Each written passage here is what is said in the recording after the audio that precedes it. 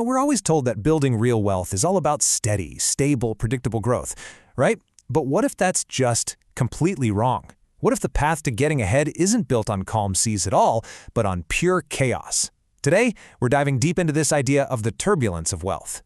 Okay, this single sentence right here from our source material, this is the key that unlocks everything.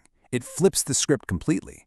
It suggests that all that volatility, all that chaos, it isn't something you should be afraid of. It's actually the very engine that creates value. So let's deconstruct this powerful idea. So here's our roadmap. We're going to break this down into 6 parts. We'll start with the fundamental nature of wealth itself and end up with a totally new mindset that you can apply. All right, so first things first, how is real significant wealth actually created? Well, the source argues it almost never happens in a straight line. Nope, it's all about something called non-linear growth. Now this might sound a bit technical, but it's a concept that comes straight from physics. All it really means is that you can have these long periods where it looks like nothing is happening, and then boom, an explosive, sudden jump. The cause and effect isn't that simple, predictable one-to-one relationship we expect. And this, right here, illustrates the difference perfectly. Over on the left, you got what we think investing is supposed to look like. Slow and steady wins the race. But on the right, that's how massive, life-changing returns are actually generated in these sudden, wild, unpredictable leaps. And just think about these real-world examples. Amazon, Nvidia, Bitcoin, they all went through these absolutely terrifying crashes and long periods where everyone was filled with doubt. But here's the kicker. That volatility, that turbulence, it wasn't a sign of failure. It was the necessary fuel for their nonlinear explosion in value. The point is, without the turbulence, there's no takeoff. Which brings us to probably the best case study for this whole principle, Bitcoin. Our source material frames it not just as some digital money, but as a high-energy system that is constantly, desperately trying to find its balance. See, because Bitcoin doesn't have earnings reports or cash flow like a regular company, you can't just plug it into a spreadsheet and calculate its fair value. It doesn't work that way. Instead, its value is always being discovered in real time by a global consensus of buyers and sellers. It's like a permanent, ongoing negotiation of what this thing is actually worth.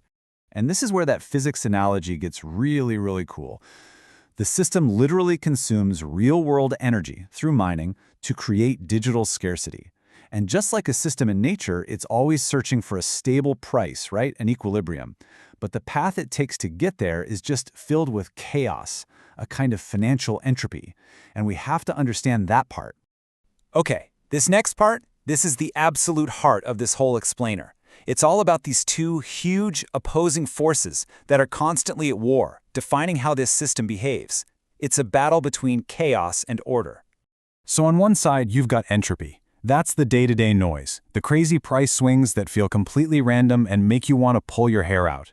But on the other side, you have structural momentum. And that is the slow, orderly, and frankly undeniable growth in the underlying network itself. Getting the difference between these two, well, that's everything. If you zoom in really close and look at a daily price chart, you see exactly this. It's pure chaos. A news headline pops up here, some tweet over there. It feels completely impossible to find any kind of pattern. And honestly, this is where most people get scared and they get shaken out. But now, let's zoom out, way out. When you start to ignore all that daily noise and you look at the real structural factors, a totally different picture starts to emerge. You see a clear, orderly trend of adoption. More users are coming in, there's ETF adoption, big institutions are getting involved, even entire nations. See, this isn't random speculation. It's a network adoption curve playing out in front of our eyes. So what happens when you really truly grasp this ongoing battle between the short-term chaos and the long-term order? Well, it completely reframes your entire perspective as an investor.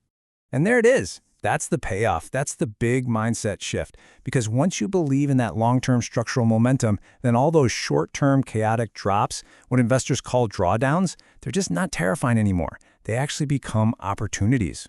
And you can actually see this pattern play out over and over again historically. The price takes a massive hit, right? But underneath the surface, the network itself just keeps growing. More developers are building, more users are joining, more infrastructure is being laid down. So when the price finally does recover, it often establishes a new, higher floor because the system itself is fundamentally stronger than it was before the crash. Okay, so we've got the mindset. Now, how does that translate into an actual strategy? Well, this is all about understanding something called an asymmetric bet, or convexity. A convex asset is simply one where the risk and reward are totally skewed. Put simply, the amount you could potentially gain is just massively, massively out of proportion to the amount you could possibly lose. And this visual makes that asymmetry crystal clear. Look, your downside is capped, it's limited. You can only ever lose 100% of what you put in. But the upside, well, it's basically uncapped. It's non-linear. It has that potential for those explosive 1,000% jumps that we were talking about earlier. And this explains the strategy you see so many smart institutions using. They make a small, calculated bet. If it goes to zero, okay, the portfolio takes a small, manageable hit. But if it succeeds, that tiny little allocation can have a huge, outsized positive impact on their entire portfolio. So we're bringing it all home now, and this is where we get to what might be the most profound message from the source material. What is it that we're actually looking at here? So the most crucial point is this. We are not observing a finished product, not even close. What we're watching is a process. It's an evolving phenomenon, a system that is literally still finding its balance, still moving from a state of high chaos towards a state of greater order. And that, of course, leads us to our final and most critical question.